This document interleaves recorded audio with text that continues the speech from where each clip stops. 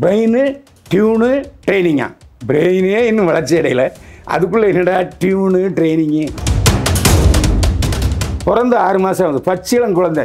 அந்த குழந்தைய ஒரு விளம்பரத்துக்கு யாருன்னா பயன்படுத்துவாங்களா?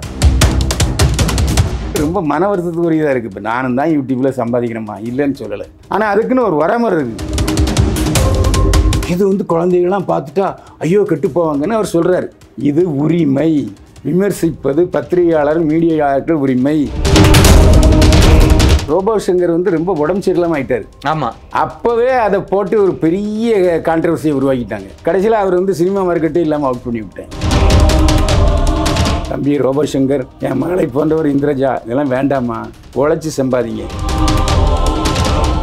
புதிய சிந்தனை நேயர்களுக்கு வணக்கம். இன்றைய சிறப்பு நேர்காணலில் நம்முடன் இணைந்திருக்கும் சிறப்பு விருந்தினர் மூத்த நடிகர், மூத்த பத்திரிகையாளர் திரு பைல்வான் ரங்கநாதன் அவர்கள். சார் வணக்கம். வணக்கம். என்னை வாழ வைத்துக் கொண்டிருக்கும் யூடியூப் சேனல் நேயர்களுக்கு நன்றியும் வணக்கமும். இர்ஃபானை தொடர்ந்து இப்போ ரோபோ சங்கர் மகள் இந்திரஜா ஒரு சர்ச்சையில் சிக்கியிருக்காங்க. அதாவது பிரெயின் டியூன் ட்ரைனிங் அப்படின்னு சொல்லிட்டு 6 மாத குழந்தை, அதோட குழந்தைய வச்சே ஒரு ப்ரொமோஷன் போட்டிருக்காங்க ஒரு நிறுவனத்துக்காக. இது பேசும்போதெல்லாம் இருக்குது, பெரிய சர்ச்சைக்குரிய வீடியோவாக இருக்குது. ஏற்கனவே பிளே ஸ்கூல்னு வச்சு இங்கே பல பேர் தாலியாக இருக்கிறாங்க, பணம் சம்பாதிக்கிறதுக்காண்டி என்னென்னமோ பண்ணுறாங்க. அதை தாண்டி இப்போ பிரெயின் டியூன் ட்ரைனிங்னு சொல்லிட்டு ஒரு ஸ்கூல் ஆரம்பித்தா இது என்னது அப்படின்னு சொல்லி வலைதளத்தில் வசப்பாடிட்டு இருக்காங்க. இதை எப்படி சார் பார்க்குறீங்க? அதாவது ரோபோ சங்கர் ஃபேமிலி ஒரு விளம்பர வருவாயை நம்பி இருக்கிற ஃபேமிலி. இது எப்போ இருந்ததுன்னா, ரோபோ சங்கர் ரொம்ப உடம்பு சரியில்லாமல் ஆகிட்டார். ஆமாம், அப்போவே அதை போட்டு ஒரு பெரிய கான்ட்ரவர்சியை உருவாக்கிட்டாங்க. அதாவது அவர் மேலே சிம்பத்தி வருவதற்கு பதிலாக எதுக்கு இதை போய் இப்படி பப்ளிசிட்டி பண்ணுறாங்கன்னு கடைசியில் அவர் சினிமா மார்க்கெட்டே இல்லாமல் அவுட் பண்ணி விட்டேன். ஐயா, அவர் உடம்பு சரியில்லைன்னு சொல்லி நம்ம நடிப்பாரா, பழைய மாதிரி வருமா அப்படிலாம் கேள்வி வைக்க ஆரம்பிச்சிட்டாங்க. ஆமாம், அதேமாதிரி ஃபங்க்ஷனில் பேசும்போது கூட துடுக்குத்தனமாக பேசி பத்திரிகைக்காரங்க ஏற்போய் சம்பாதிச்சிட்டாரு ரோபோ சங்கர். அப்புறம் பத்திரிகைக்காரங்கிட்ட மன்னிப்பு கேட்டார், அது ஏற்கப்படலை, அது வேறு விஷயம். பொதுவாகவே ஒரு கல்யாணத்துக்கு ரிசப்ஷன் வைப்பாங்க, கல்யாணம் பண்ணுவாங்க. இப்போ நம்ம ஒரு பிரபல செலிப்ரிட்டி கல்யாணமே பார்த்தீங்கன்னா தாலி கட்டுறது ஒரு நிமிஷம், ரிசப்ஷன் 2 நிமிஷம் போடுவாங்க, இவ்வளோதானே? ஆமாம். இவங்க ரோபோ சங்கருடைய மனைவியுடைய தம்பி அப்படி தான் சொன்னாங்க. வளர்ப்பு தம்பினாங்க. சரி, ரைட்டு, ஓகே. கல்யாணம் பண்ணி கொடுத்துட்டாங்க மகளுக்கு, சந்தோஷம். அந்த பொண்ணு ஒரு படத்துலையும் நடிச்சுது. கொஞ்சம் ரோபோ சங்கருடைய மனைவி கொஞ்சம் கனபாடி, அதனால் மகளும் அப்படியே இருந்துட்டாங்க. அதை நிச்சயார்த்தத்துக்கு ஒரு பெரிய இது ஸ்பான்சரு, அதே மாதிரி கல்யாணம் பண்ணுறதுக்கு ஒரு ஸ்பான்சரு. அதாவது நயன்தாரா எப்படி நெட்ஃப்ளிக்ஸில் ஒரு 5 கோடி ரூபாய் சம்பாதிச்சதோ, அதே மாதிரி இவங்களும் ஒரு தனியார் யூடியூப் சேனலில் ஸ்பான்சர் பண்ண வச்சு வருமானம் தேடிக்கிட்டாங்க. அப்புறம் கன்சீவ் ஆன போது வளகாப்பு, அதுக்கு ஒரு ஃபங்க்ஷனு, அதுக்கு ஒரு ஸ்பான்சரு. இப்படி அதாவது தும்முனதுக்கும் இருமுனதுக்கும்னு சொல்லுவாங்க நம்ம ஊரில். ஆமாம், தும்முனதுக்கும் இருமுனதுக்கும் விளம்பரம் தேடுற ஆட்கள். விளம்பரம்னா கூட பரவாயில்ல, அந்த விளம்பரத்தின் மூலம் வருவாய்.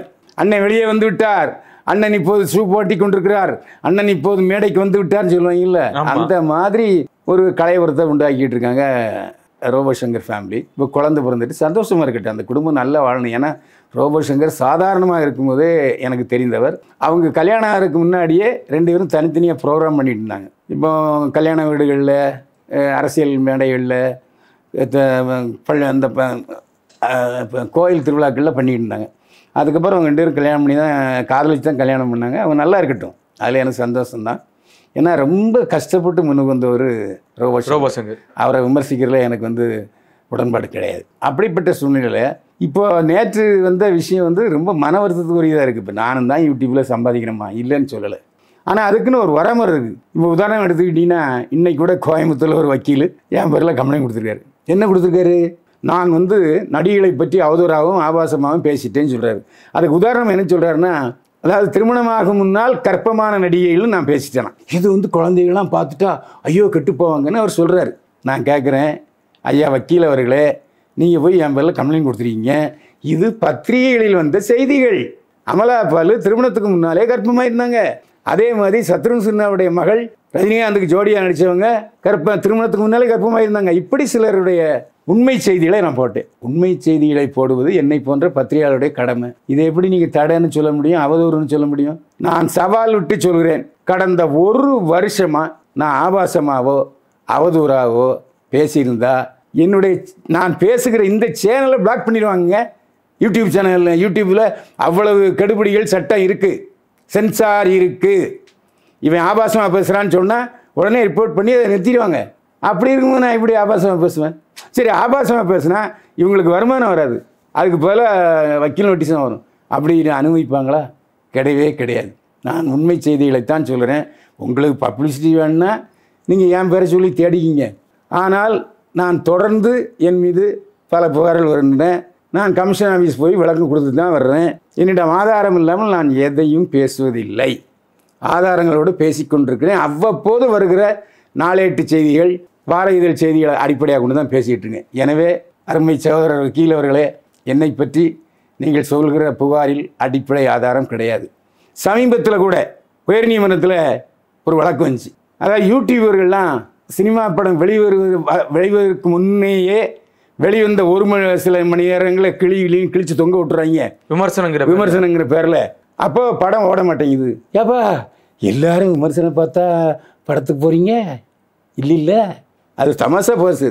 இந்த வழக்கை விசாரித்த உயர்நீதிமன்ற நீதிபதிகள் என்ன சொல்லியிருக்காங்கன்னா, இது உரிமை, விமர்சிப்பது பத்திரிகையாளர் மீடியாளர்கள் உரிமை, அதற்கு தடை விதிக்க முடியாதுன்னு தமிழ்நாடு திரைப்பட தயாரிப்பாளர் நடப்பு தயாரிப்பாளர் சங்கம் தொடுத்த வழக்குக்கு ஜட்ஜ்மெண்ட் வந்திருக்கு. மாண்புமிகு உயர்நீதிமன்ற நீதிபதியுடைய உத்தரவையும் அருமை சகோதரர் அந்த வக்கீலுக்கு நான் காணிக்கையாக இருக்கிறேன். அந்த ஜட்ஜ்மெண்ட்டை படித்து பாருங்கள். ஜனநாயகத்தில் 4வது தூண் மீடியா. இன்றைக்கு நிக்சன் பதவி இழந்தார் அமெரிக்க ஜனாதிபதினு சொன்னால் பத்திரிகாரன் ஒரு சொன்னால் அந்த செக்ஸ் ஸ்கேண்டலை போட்டான்.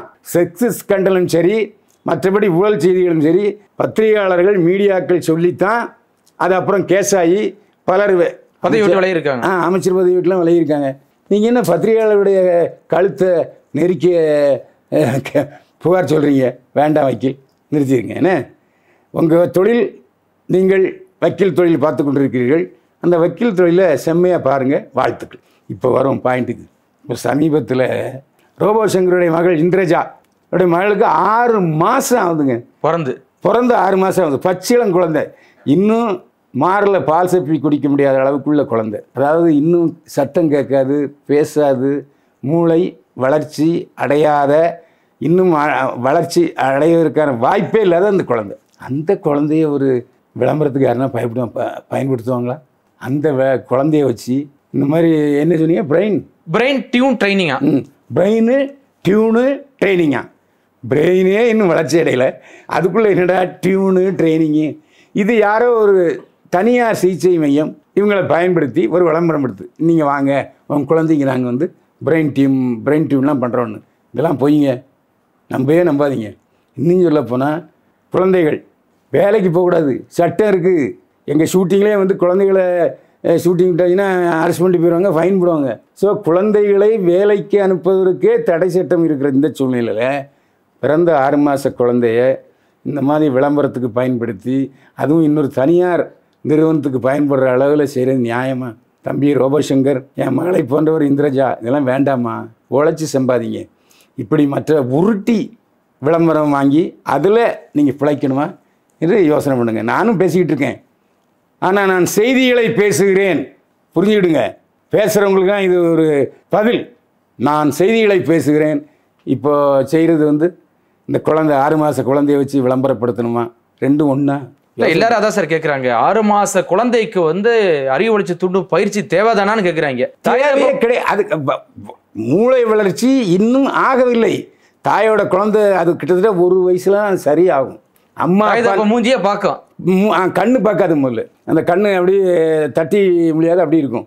அப்போ இன்னும் தட்டி பேசலையா அம்மா அப்பா அந்த மாதிரி சூழ்நிலை உள்ள குழந்தை எதுக்கு இந்த விளம்பரத்துக்கு பயன்படுத்தணும்? அப்படி ஒரு வருமானம் தேவையா என்று தான் நான் கேட்கிறேன். இந்திரஜா நடிக்க போகலாம், நடித்து சம்பாதிக்கலாம், அதில் குடும்பத்தை காப்பாற்றலாம். ஏன் நீங்களே யூடியூப் வச்சுருக்கீங்க, இவ்வளோ சப்ஸ்கிரைபர்ஸ் இருக்காங்க, 8 லட்சம் ஃபாலோவர்ஸ் இருக்கு போல இருக்கிறாங்க, அதை நல்ல வழியில் பயன்படுத்தலாமே என்பது தான் நம்ம கேள்வி. ஏற்கனவே பிளே ஸ்கூல்னு வச்சு நடத்திட்டு இருக்காங்க. அதுலேயே பார்த்தீங்கன்னா பிளே ஸ்கூலுக்கே கிட்டத்தட்ட 50,000 1 லட்சம் காசு பிடிக்கிட்டு இருக்காங்க. அதை தாண்டி இன்னொன்று பிரெயின் ட்ரைனிங். சாமி ரோபோ சங்கர் பிளே ஸ்கூல் நடத்துறாரா? இல்ல ரோபோ சங்கர் நடத்தல சார், ஆல்ரெடி பிளே ஸ்கூல்னு ஒன்று போயிட்டு இருக்குல்ல சார் முன்னாடி. அதாவது எப்படின்னா பிளே ஸ்கூல் எப்படின்னா 1.5 வயசு 2 வயசுக்குள்ள. அது முக்கியமான என்ன, இப்போ வீட்டில் பாட்டி தாத்தா இருந்தால் அவங்க அனுப்ப மாட்டாங்க. பேரன் நானே பார்த்துக்கிறேன் குடும்பம் நீ வேலைக்கு போன்னு சொல்லுவாங்க. அதாவது கூட்டு குடித்தனத்தில் இல்லாமல் தனி குடித்தனமாக இருப்பவர்கள் தான் இந்த ப்ளே ஸ்கூல் கொண்டு குழந்தை விட்டு போகிறாங்க. ஆனால் ஒன்று நல்லா கவனிச்சிங்க, எனக்கு தெரியும், நான் அனுபவத்தில் சொல்கிறேன். அந்த மாதிரி ப்ளே ஸ்கூலில் விட்டுட்டு போன தாய்மார்கள் மீது அந்த குழந்தை பாசமாக இருக்காது, தாய் பாசம் இருக்காது. அது வேறு மாதிரி மற்ற குழந்தைகளிலிருந்து வேறுபட்ட குழந்தையாக தான் இருக்கும். கல்யாணம்னா தாய் மேலே பாசம் இருக்காது, அப்பா மேலே பாசம் இருக்காது. என்னைத்தான் ப்ளே ஸ்கூலில் தானே விட்டு போனீங்க, ஆயாவுடைய கண்காணிப்பில் தானே நான் வளர்ந்தேன்னு அந்த பையனுக்கு தெரியும். எனவே ப்ளே ஸ்கூல் என்பதே தவிர்க்க முடியாத சூழ்நிலை போகலாம், அது தப்பு இல்லை. அதனால் கூட்டு குடுத்தனத்துக்கும் போக மாட்டாங்க. ப்ளே ஸ்கூலுக்கு அனுப்புவதே தவறு. ஏன்னா நீங்கள் கொடுக்குற சாப்பாடெல்லாம் அந்த குழந்தை சாப்பிடுமா, ஆயா சாப்பிடுவாளா தெரியுமா உங்களுக்கு? நல்லா இருந்தால் ஆயா சாப்பிட்டுட்டு கொஞ்சம் ஒரு 2 பருக்கை மட்டும் கொடுக்கும். அது சரியாக வருமா? சில சினிமாக்குள்ள கூட நீங்கள் பார்த்துருப்பீங்க. வளர்ப்பு தாய் இவருடைய கண்காணிப்பு இல்லாமல் அது வேற எங்கேயும் மேய போயிடுச்சுன்னு வச்சுங்க, குழந்தை செத்துரும்.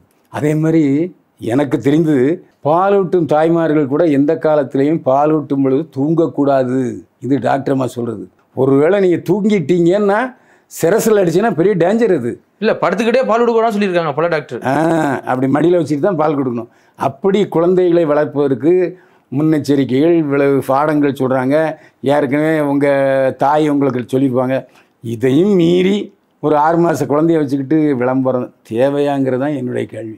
எல்லை மீறி போகிறாங்களா சார்? ஒருவேளை இல்லை, அது எல்லாத்தையும் வீடியோ போடணும், வீடியோ காட்டி பணம் சம்பாதிக்க நினைக்கும் போது இதையும் போட்டு இப்போ இதெல்லாம் ஒரு எல்லை மீறி போகிறது தானே? எப்படி சார்? ஆமாம், அதில் எந்த சந்தேகமே இல்லை. இது எல்லை மீறி.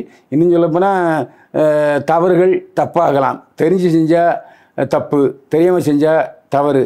இதுக்கு மேலே அவங்க செய்து நிறுத்திட்டாங்கன்னா சந்தோஷம். பொறுத்திருந்து பார்க்கலாம் சார் என்ன நடக்குதுன்னு. மிக்க நன்றி சார். மீண்டும் சந்திப்போம். வாழ்க வளமுடன்.